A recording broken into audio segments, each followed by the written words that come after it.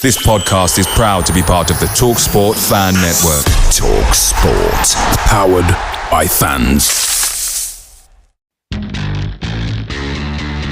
This episode is proud to be sponsored by Now, where you can stream Sky Sports flexibly. Catch the biggest games this season how you want, when you want. The football season is back, and you can keep up with all the action on Sky Sports with a Now membership. Whether you're perched on the edge of your sofa or hiding behind it, you can capture more of the drama this season with Now. The heat of the moment, the 90th minute winner, that last-ditch tackle, the pride on the line, and the best bit, you can dip in for the derby or stay for the season. With a Now month membership, you can stream all Sky Sports channels flexibly. No fuss. Go to nowtv.com to find out more about sports memberships. 18 plus, UK only. Minimum speed 2.5 megabits per second. Live scheduling may be subject to change. Full terms apply.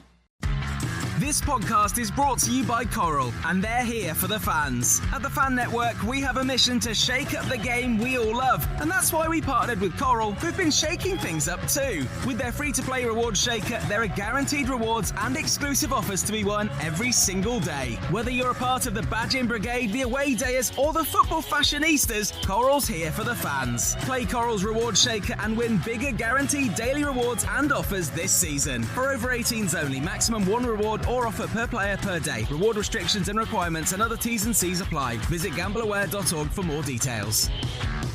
This podcast is sponsored by AMG Logistics and in association with the Birmingham City Official Supporters Clubs. I'm your host Craig Courtney, and we're looking forward to the next Blues game and finding out what our opposition fans think. Sit tight and enjoy the next edition of The Away End.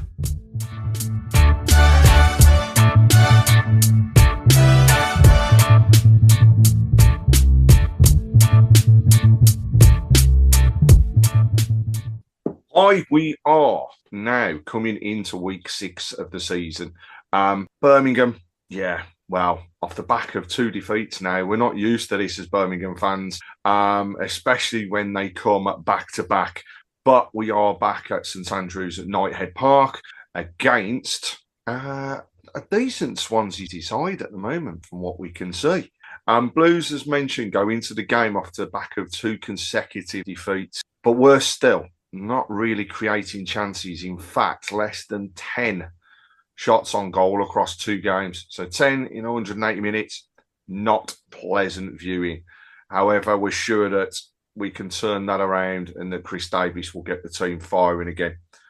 After a narrow 1-0 loss at the Bet365 at the weekend, Chris Davies is definitely going to be looking to have his side bounce back and getting back into positive results, especially as we want to maintain that unbeaten record at St Andrews at Knighthead Park. Swansea coming to the game off the back of 2 wins and 2 draws in the league this season. But I would say, and no doubt come on to at the minute, disappointing at the weekend in conceding in the 97th minute to take a 2-2 draw against Hull City. I am joined this evening by Stephen Carroll from the Jack Cast podcast. So I'm intrigued around the name of this. But Stephen, thank you very much for joining us on the Away End. First of all, tell us a little bit about the Jack Cast podcast and especially where does the name come from? So people from Swansea are known as Jacks. So it's as simple as that. I play on words with Jacks and podcast, really. So it's been going since 2014. There were 3 of us originally. 2 of the guys that were doing it at the start are no longer doing it, so I'm the only original one. I do it with a good friend of mine usually, but his availability isn't so good these days, so we tend to have a bit more of a rotation now with different people joining me. We try to do it weekly, but as you'll well know, this division is very demanding. Indeed. The quick turnaround isn't always easy. So if we have a midweek game, if we can't record maybe at the beginning of the week or just after a midweek game, we tend to maybe leave it and go into the next week. But we try and do it most weeks, but we haven't done one now since just before the transfer window closed. I was off in Kazakhstan with Wales, so I didn't have a lot of availability. So, I'm looking to do one now this week. So there's plenty to discuss. Excellent. And of course, we'll come on to the game shortly, but we'll go through a little bit of the record between the two clubs. So first of all, when we to look at the games across the years, very much in favour of Birmingham, and it's the first time for a while that I've been able to say that, because they've normally been quite close. But of the games that we've played, of which I think there's 45 in total, got Birmingham winning 21 of those. 14 have been drawn, 10 have been lost against the Swans. However, the last 5, my God, they've been 1 minute high scoring, the next minute 0-0s. But we're going in with just 1 win and 4 draws across that in favour of Birmingham going into this coming weekend. Last time we actually played each other was January 2024 in the league. It was a game at St Andrews at Knighthead Park, which ended at that point 2-2. So again, high scoring draw. Tend to be good games between ourselves is the one thing that I can say. And there's a few that do spring to mind in that. But tell us a little bit then, going into the weekend, what we can expect from Swansea. So where are your positive points since the season started? If you've got any shortfalls, where are they? And most importantly, what can we expect in terms of formation, key players to watch out for? And, of course, where is your biggest weakness in the team? There's a lot to unpack there, I think. Really big positive for Swansea has been recruitment, I would say. We've been, certainly since COVID, there's always been gaps in the squad. We seem to be leaving ourselves short of options. Quite often the first 11 isn't at the standard we're looking for.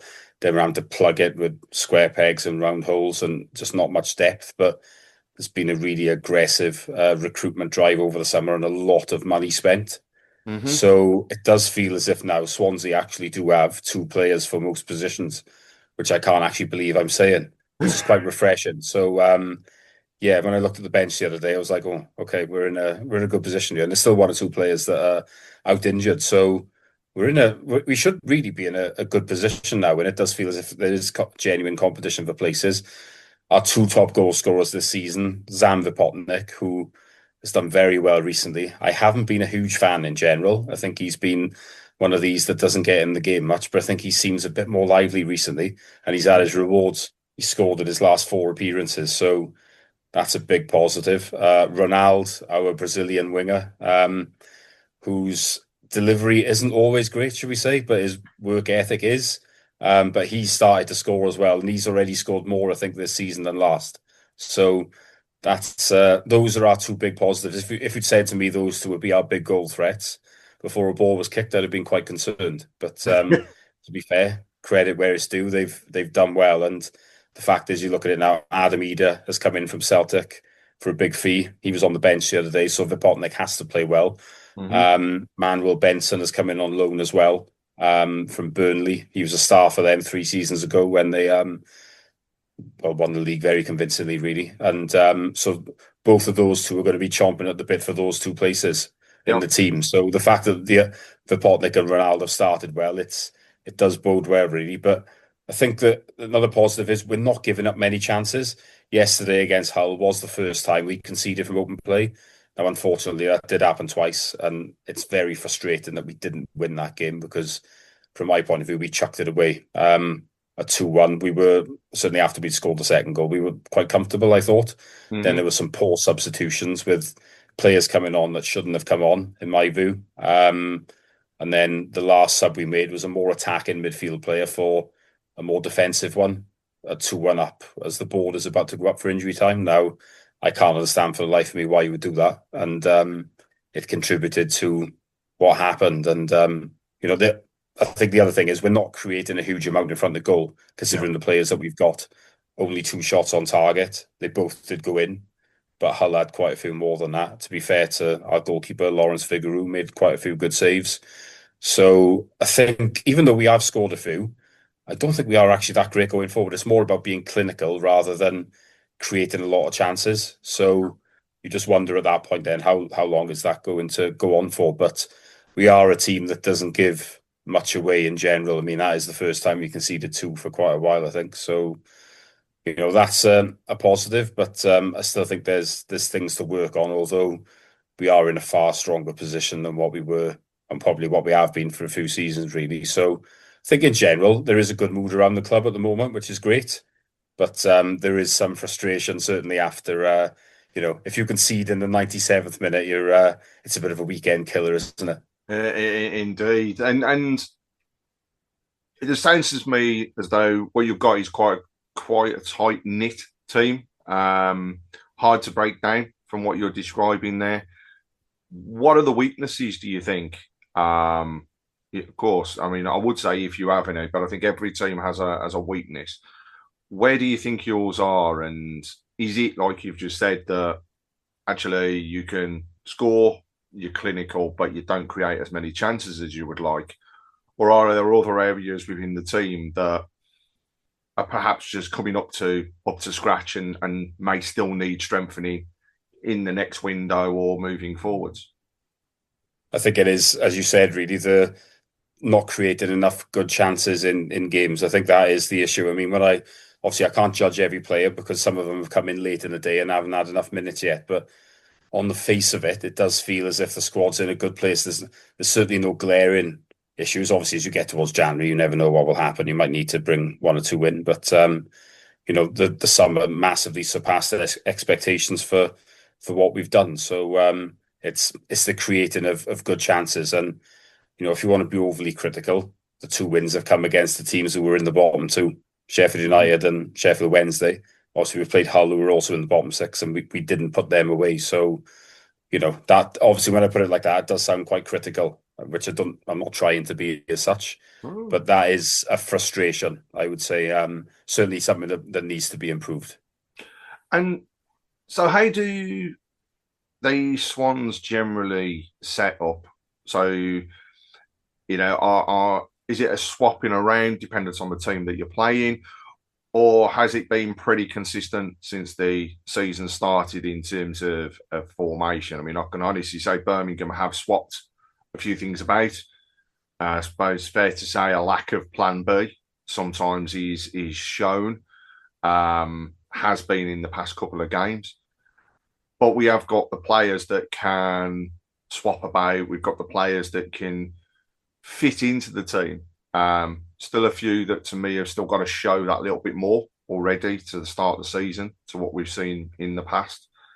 But hey, perhaps we're just setting expectations very high because of what we saw last season. But how does Swansea set up? What can we expect? Generally, it's a 4-3-3. It's been like that since the manager has come in. It doesn't really change into a 4-2-3-1 too often at this stage, but there are the players, I think, there, if that's what we want to do. So, but it's generally that is how it is. We haven't really changed it up a huge amount. And like I said, Sheehan came in end of February, or should I say took the job. He was already here at that stage. He was in on a caretaker basis, and generally that is how we have set up since, really. So I think if anything, it'll change to like a 4-2-3-1. I don't think you're going to see wing backs or anything like that, really. It's going to be along those lines.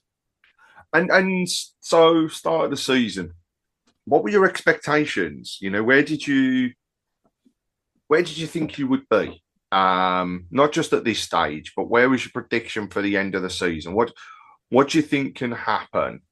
And do you think that the squad, the team, and your structure at the moment is actually good enough to be pushing for those playoffs or even automatic positions? Or do you see it as okay, we're mid-table at the moment, but we're building for the future?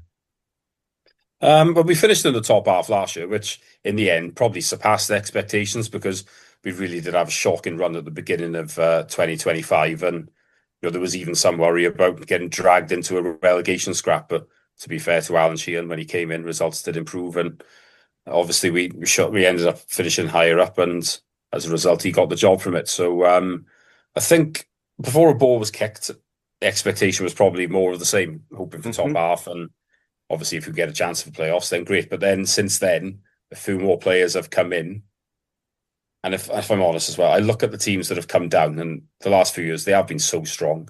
It's been very difficult for everybody else really to compete, isn't it?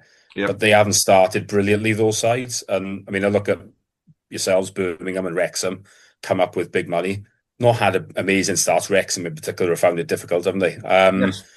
So I put that with the fact that Swansea have brought players in, and I think now we should be thinking about getting into the top 6, if I'm honest. Mm-hmm. And I think as well the ownership, although they're not saying it, are thinking the same thing. A lot of money has been spent. I think we're talking up towards a 20 million net spend, to be honest with you, which staggers me given what we've been like in recent years.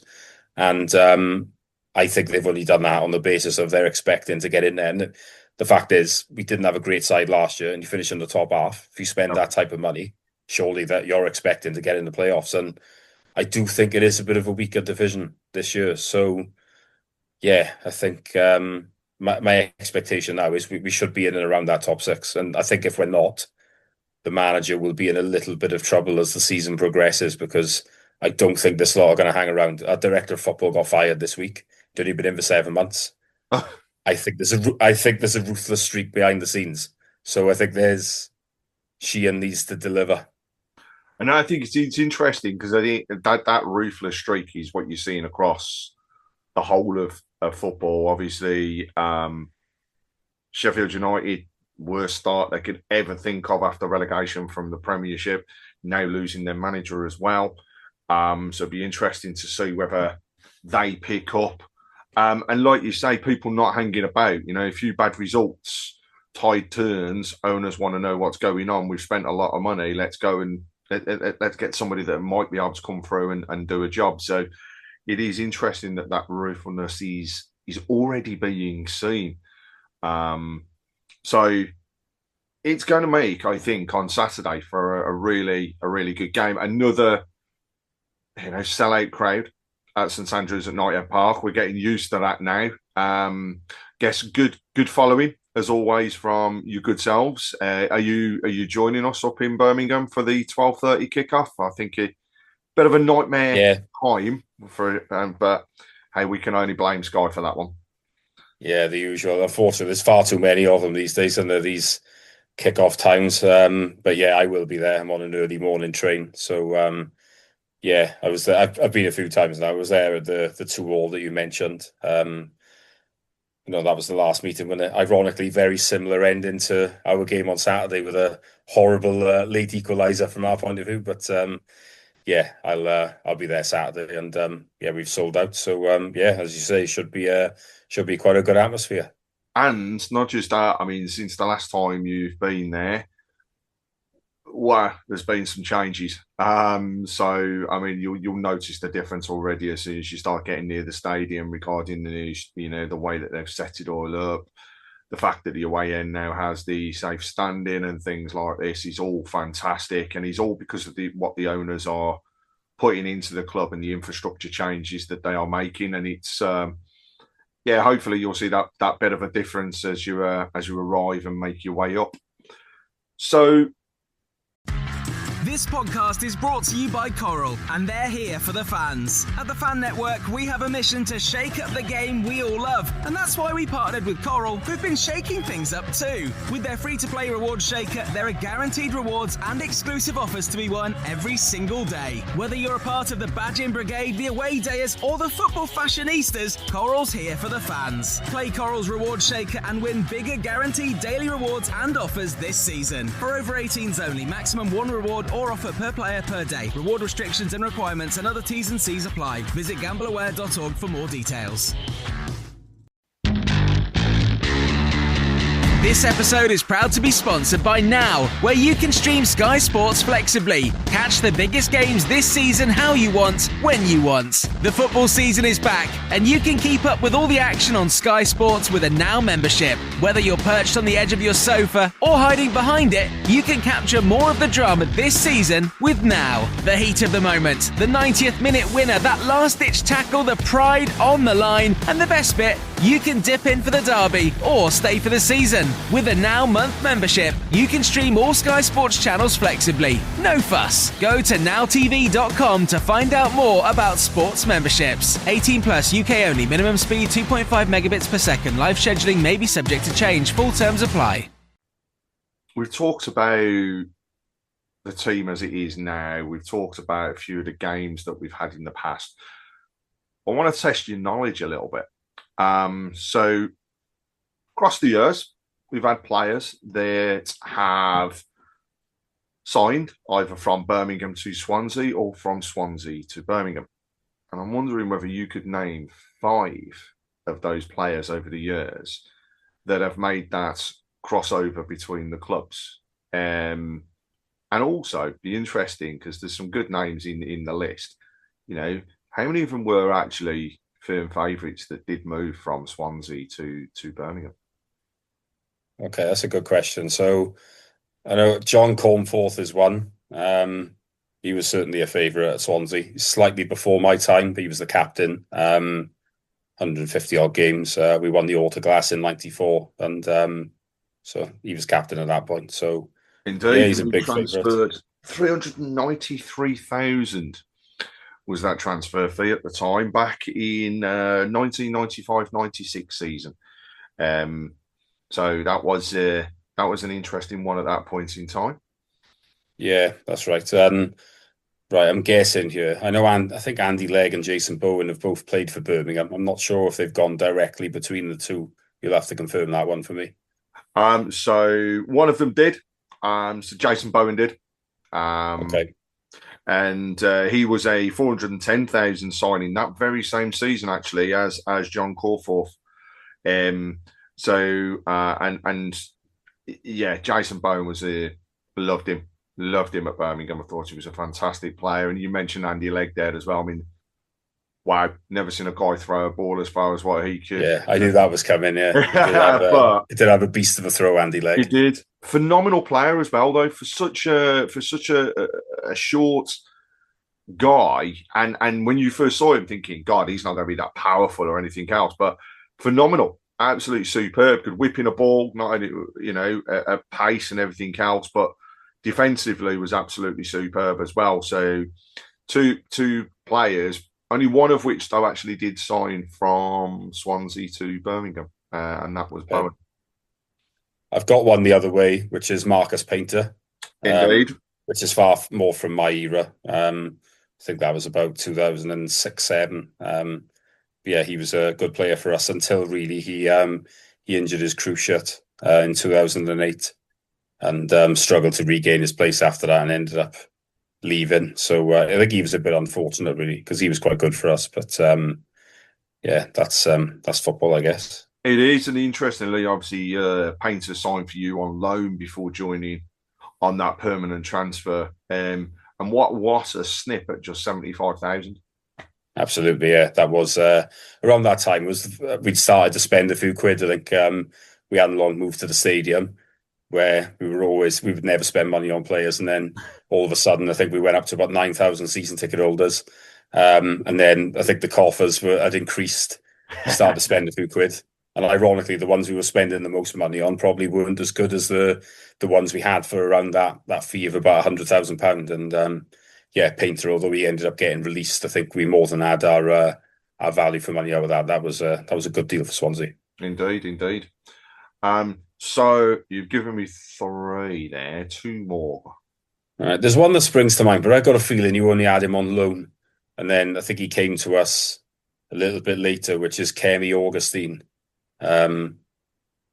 So yeah, he was with us both, but he didn't transfer between the clubs. Okay, that's fair. There's going to be a few here that there's going to be a few where I kick myself in there. You want Jefferson Montero on loan from us? Does that count? That does count. It counts. It's a transfer, albeit it's a loan, but it is a transfer between the two clubs. So yes, Jefferson Montero. 1920 season. So good winger when we saw him play. I would say I don't think we saw the best of him during his time. Well, I've heard that before. For a ropey time as a club, so to be expected. Yeah, he was on his day brilliant. His day did not come anywhere near often enough, I'm afraid. And my joke was always, once the clocks have gone back, forget it. And that, you know, actually, But I can kind of resonate with that. You know, one game where you think, yeah, absolutely superb. Let's see this again, and then all of a sudden it just doesn't turn up the second time around. well, about 10 years ago, we played Chelsea on the opening day, and it was the game where Mourinho had to go with the doctor. So that's how Yep. people will probably remember it. And but Montero had an incredible game. Ivanovic got slaughtered by him, basically. And after that, we were all thinking, "Oh, this is great for Montero. Are we actually going to be able to keep hold of him?" He did not do much after that. So, yeah, a frustrating player. One of those with a lot of ability, but didn't show it often enough. So, Fair to say exactly the same when he was at Birmingham. yeah, I think that's just him. I think it's as simple as that, unfortunately. One of those players that when they're doing well, the best thing to do is to sell them. Yeah, make a bit of money on them. Yeah, well, get them out while while they're doing well, and move on to someone that's maybe a bit more reliable and consistent. But yeah, I'll be honest, I am now struggling. I think I'm sure you're gonna name me one or two here, but yeah, off the top of my head, I can't think of them. Well, I'll put you out your misery because I don't like hanging people up. I've got one, but I've got one that's played for both. But again, Bob Latchford, that is. But I think he came to us from Everton, not Birmingham. Mm-hmm. Indeed, what a player as well, absolute legend. Yeah, I do a fanzine, and I was lucky enough to interview him. It was around the time he brought his book out, so it was about 10 years ago now. But yeah, lovely guy, and yeah, he was very good for Swansea, and even though he wasn't here for very long. Indeed. Right, so players that have transferred between the clubs then that you haven't mentioned. One of our youngsters, just in the 22-23 season, goalkeeper, joined you as a free transfer, and that was a young lad called Archie Matthews. But right, I'll be honest, I would never have got that. But now you've said that, I've actually got one. You've jogged my memory. I think we had a goalkeeper off you called Artur Krysiak. You did indeed. There we go. I'll take that.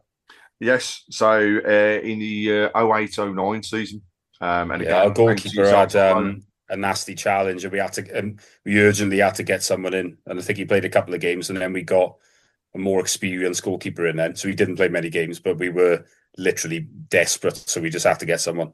And not just that, I will say he didn't play many games for Birmingham at all. So I can't comment on him. But some other players that have crossed between the clubs. Jaden Reed is a left winger, 19 to 20 season, joins excuse me, to Birmingham on a free transfer. Then you got Kyle Bartley, who was a loan transfer in 13-14. Centre forward in 12-13, Leroy Lita. Right, he had a few loan spells. Yeah, he joined us on loan. You've mentioned Marcus Painter, you've mentioned Corforth, and you've mentioned Bowen. One that I'd have been really impressed, if you'd have got this, is actually the oldest player to have transferred between the clubs in terms of years. And it was back in the 1944-45 season. And we had a free transfer in the name of George Edwards, and he joined Birmingham from yourselves. So, but some real great players, and not just those that have transferred between the clubs, but you mentioned a couple there as well that have been phenomenal for both teams in Legg and Latchford. So great shouts on those particular areas. So we come into that point now where we are looking forward to the game on Saturday. Disappointing that it's a 12:30 kickoff, but hey, Sky tell us what to do nowadays, and we have to abide by it. It is on the TV for those that are unable to get to the game. But as we lead up to it, what does your heart say the result will be, and what does your head say it will be?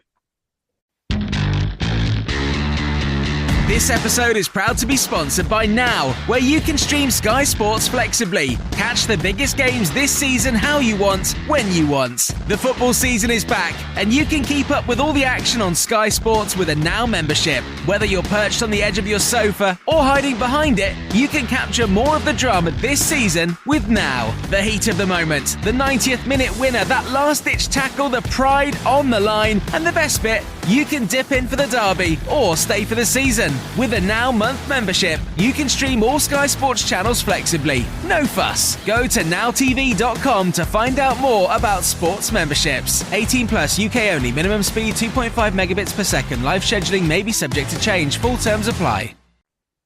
It's a good question. I do actually think that they might be saying something similar. I think it might be a draw. That's my instinct. I mean, we're not giving a huge amount away. It sounds like you're not creating much.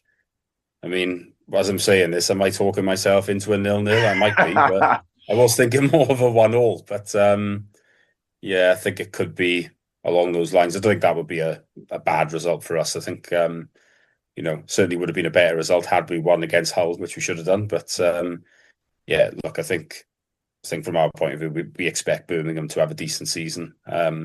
After an incredibly good season last year, expecting some momentum. Chris Davis is someone that we know of. Was assistant to Brendan Rodgers. Was very close to having our job, as far as I understand. I think it was in December 2023. I mean, my understanding is that I think it was geographical why he didn't take it, which is a standard Swansea problem, really. We're a bit out of the way, but once we get you down here, usually it's. Well, if the weather's nice, it's not too hard to get you to sign. But yeah, getting you here in the first place is the tough bit. So yeah, he's obviously made a very good start to his managerial career after a long coaching one. So yeah, I think I could see a draw at the weekend, which I don't think would be a terrible result for either team, really. So 1-1. And I think, yeah, you're not far off where my head is, because we've got to get out the rut of the two losses. We've got this unbeaten record at St Andrews and Naya Park that we want to, continue to build on. So I think what we will see is a team that's set out to be hard to break down. We will have opportunities. I still think we're lacking that little bit up front. We're lacking that, I guess, clinicalness of the pass that can create opportunities. We haven't really seen at the moment a lot from Tomoki Iwata, who last season was just unreal in midfield, and this season just hasn't clicked yet. So whether we'll see some changes to the side that was at the Bet365, I think we might see a couple. Also, of course, we've got Jay Stansfield, who's coming back from injury. We've got Kyogo, who hasn't really taken the opportunity at the moment that we thought was going to come along. We haven't seen that goal-scoring prowess yet. But again, it only takes one to spark a run. But I just think we're going to be on edge. We're going to be a team that's actually going into St Andrews, we'll be feeling a little bit of pressure off the back of those two losses, albeit that they have been against teams that are flying in the league. And also, we have played the teams that have been relegated, bar Sheffield. So to go up against the likes of Leicester and Ipswich already, we've kind of had that baptism of fire that we expected. And I think that's what actually, you mentioned Wrexham, they're going through at the moment. So I'm going to go with my head. My head says it'll be 1-1. I think it'll be a tight game. My heart, though, I can't help but think we'll nick it, but I think it'll be a really close game, and it might actually be that there's only literally a single goal in the game. That at the end of it may come for me, and I believe will come late on in the game. I don't think it'll be one that's early doors, because neither of us will want to concede early. And I think we'll both be set up to, like I say, nullify each other. So it's going to be a good game either way. as they all seem to be at this present moment in the Championship. It's every team is capable of beating each other, which, as a fan, we all love, don't we? And it's I can't help but snigger, unfortunately, at the Sheffield United situation. The team that were coming down and decided they were going to go and run away with the league. They might run away from the league, but it could be going down rather than going back up. So, Stephen, thank you very much indeed for joining me to go through the game against Swansea. This, at the away end, is in association and sponsored by AMG Logistics. We are also directly in association with the Birmingham City official supporters clubs. Details of the supporters clubs can be found by looking online at www.bcfcosc.com. Look for your local club, or it will show you the one that is closest to you. And not just that, have a look out on the screen for details of how to join. Stephen, thank you very much again. Looking forward to a great game on Saturday, albeit 12:30, but it's still a game of football and it's still 90 minutes. So thank you very much again for joining us. I'll sign off by saying, keep right on. Thanks a lot. No problem, it's a pleasure.